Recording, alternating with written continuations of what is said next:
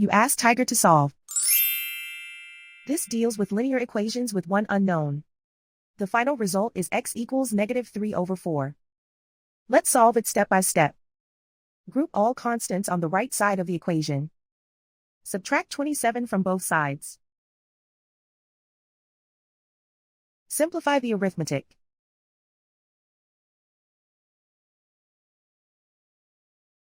Isolate the x.